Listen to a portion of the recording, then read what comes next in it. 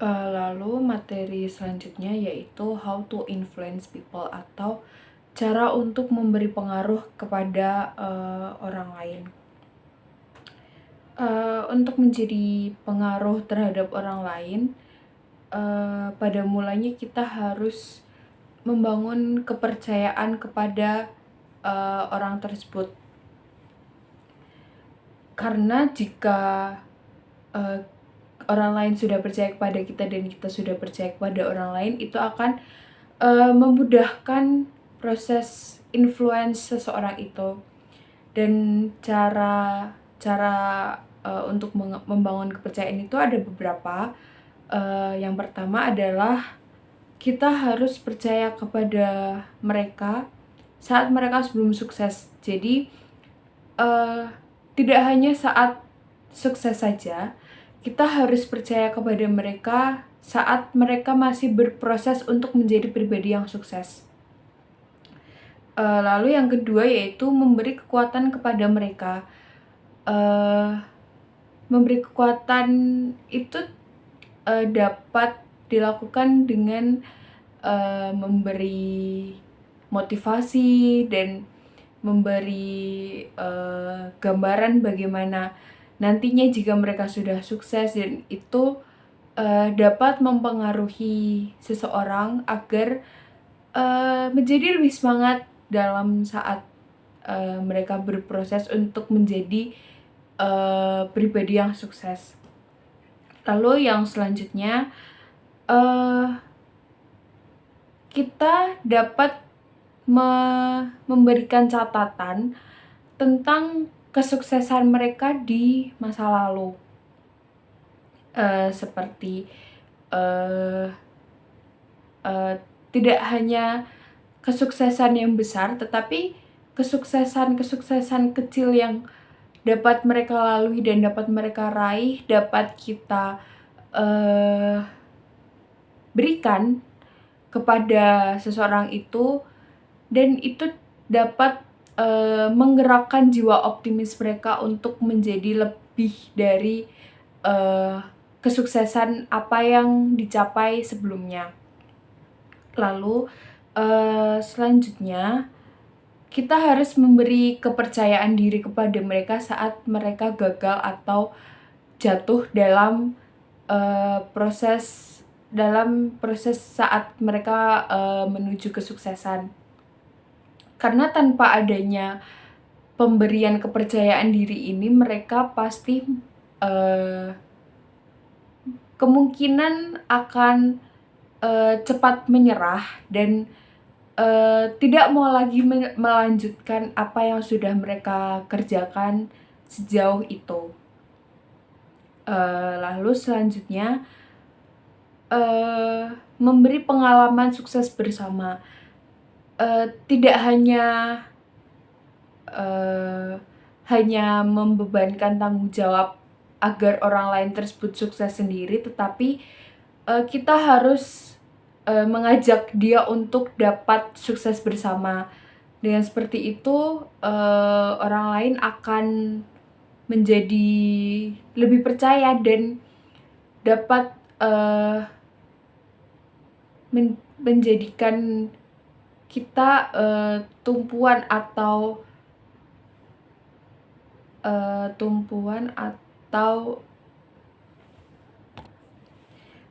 motivasi untuk mereka agar dapat mencapai kesuksesan lainnya di masa depan. Lalu yang terakhir, memvisualisasikan kesuksesan masa depan. Seperti yang sudah saya katakan tadi, dengan adanya visualisasi kesuksesan di masa depan akan mengobarkan semangat seseorang untuk lebih produktif, lebih semangat dalam berproses, dan memberikan motivasi lebih untuk mencapai kesuksesan tersebut. Lalu dengan cara tersebut orang itu akan dapat memperbesar orang lain, yaitu dengan melihat potensi yang ada dalam orang lain, lalu membuat visi masa depan orang lain, kemudian mengatasi karakter yang kurang. Di sini mungkin lebih ke membenahi atau mengubah sedikit karakter yang dapat menghambat kesuksesan di masa depan. Lalu selanjutnya yaitu menggali keinginan mereka, yaitu menggali apa yang ingin mereka capai, apa yang ingin mereka tuju di masa depan demi kesuksesan orang tersebut. Kemudian seseorang itu harus fokus terhadap kekuatan yang orang lain miliki, dan dengan kekuatan itu dapat dikembangkan lagi menjadi sumber daya yang dapat diunggulkan untuk mencapai kesuksesan di masa depan. Lalu yang selanjutnya ajar orang lain tersebut untuk memperbesar diri mereka sendiri. Jadi tidak hanya kita yang memperbesar orang lain, tetapi orang lain tersebut yang memperbesar diri mereka sendiri. Karena kita tidak mungkin ada di sisi mereka setiap saat. Jadi dapat diajarkan cara-cara untuk memperbesar diri sendiri bila mana ada suatu saat kita tidak dapat berada atau tidak dapat menemani dia, seperti itu. Pasti untuk membangun kepercayaan orang lain itu harus titik awalnya adalah memulai hubungan dengan orang lain. Dan lalu tahapan-tahapan yang dapat dilakukan yaitu yang pertama, menetapkan pola pikir perubahan. Karena tanpa adanya perubahan pun seseorang tidak dapat kita pengaruhi menjadi pribadi yang lebih baik lagi. Lalu yang kedua yaitu mulai mendekati orang lain yang ingin kita pengaruhi dalam hidupnya. Kemudian mencari dasar untuk berhubungan. Untuk apa sih kita berhubungan dengan orang lain? Manfaatnya apa? Tujuannya apa? Lalu menyadari dan menghargai kepribadian orang lain yang ingin kita ajak untuk berhubungan. Lalu menemukan kunci kehidupan orang lain, seperti dia ingin menuju kesuksesan yang seperti apa, dia ingin berproses yang seperti apa. Lalu menghubungkan dengan hati, dan setelah menyatu dengan hati, dapat berbagi pengalaman satu sama lain.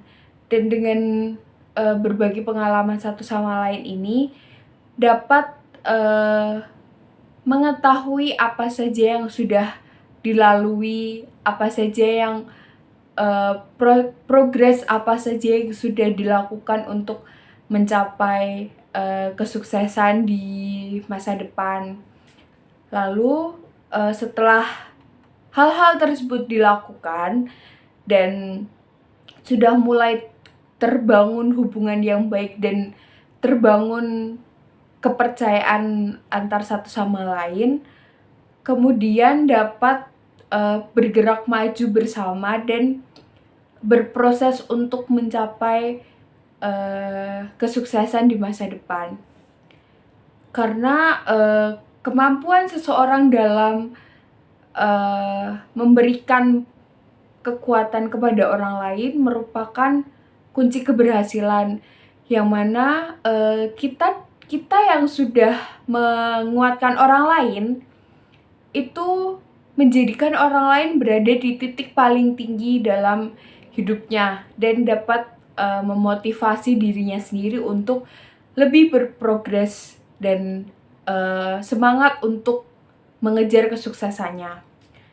Lalu cara-cara agar berhasil memberi kekuatan kepada orang lain, yaitu pertama mengevaluasi apa saja yang sudah orang lain lakukan dalam progres kehidupannya, progres kesuksesan dalam hidupnya. Lalu menjadi teladan agar dapat dicontoh dan dapat menjadi pengaruh bagi orang lain, bahkan dapat memotivasi orang lain untuk lebih bersemangat dalam mencapai tujuan kesuksesannya. Lalu memberi dorongan sukses, kemudian memberi tanggung jawab apa yang harus mereka lakukan demi mencapai kesuksesannya. Lalu menunjukkan bahwa kita itu percaya kepada orang lain dan memberi respon mengenai apa saja yang sudah mereka lakukan dalam progres menuju kesuksesan tersebut. Lalu kita juga harus membebaskan orang lain untuk mencapai tujuan hidupnya sendiri, dan dengan cara-cara tersebut kita dapat menguatkan orang lain. Lalu kemudian materi selanjutnya adalah facing the giant. Kenapa sih? Pasti di hidup kita itu berjalan tidak selalu mulus dan pasti selalu ada cobaan atau hambatan yang Tuhan berikan kepada kita. Tetapi dengan itu semua Tuhan itu mau melihat kita, bagaimana cara kita menyikapi hambatan-hambatan yang Tuhan berikan dalam hidup kita. Apakah kita masih menyerahkan diri dan menyerahkan segala hambatan tersebut kepada Tuhan, atau kita hanya menyerah dalam hidup seperti itu saja. Tuhan ingin tahu itu, dan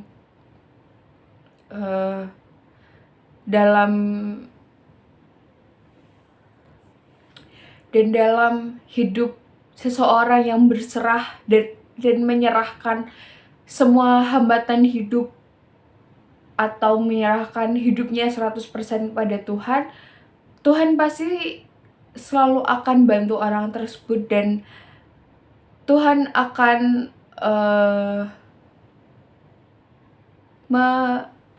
memudahkan semua yang mereka ingin capai. Dan itu terjadi pribadi kepada diri saya, yaitu saat mungkin bulan lalu, sekitar 1-2 bulan yang lalu, saya memiliki hambatan dalam hidup saya, yaitu mengenai masalah proposal skripsi. Judul saya belum di ACC dan saya masih belum tahu apa yang harus saya kerjakan. Tetapi saat itu saya sangat merasa Tuhan itu sangat membantu saya, dan Tuhan itu sangat baik dalam hidup saya, karena saya dapat menyelesaikan proposal skripsi. Dan saat proposal skripsi itu sudah jadi, akan ada tes seperti oral seminar, dan saya sebelumnya kayak seperti tidak terlalu percaya diri saat oral seminar tersebut. Tetapi saya berserah kepada Tuhan dan saya menyerahkan semuanya kepada Tuhan. Saya percaya Tuhan akan melakukan semua itu dengan baik, dan benar saja nilai saya sepertinya cukup bagus, dan saya menjadi lolos saat oral seminar tersebut, dan masih banyak sekali bantuan Tuhan dalam hidup saya yang mungkin belum dapat saya ceritakan di sini. Tetapi intinya setiap masalah yang ada dalam hidup itu pasti Tuhan selalu sediakan jalan keluarnya. Apapun itu masalahnya, hanya serahkan dirimu sepenuhnya kepada Tuhan. Lalu materi selanjutnya yaitu visi hidup. Visi hidup merupakan capaian-capaian apa yang ingin dicapai di masa depan, dan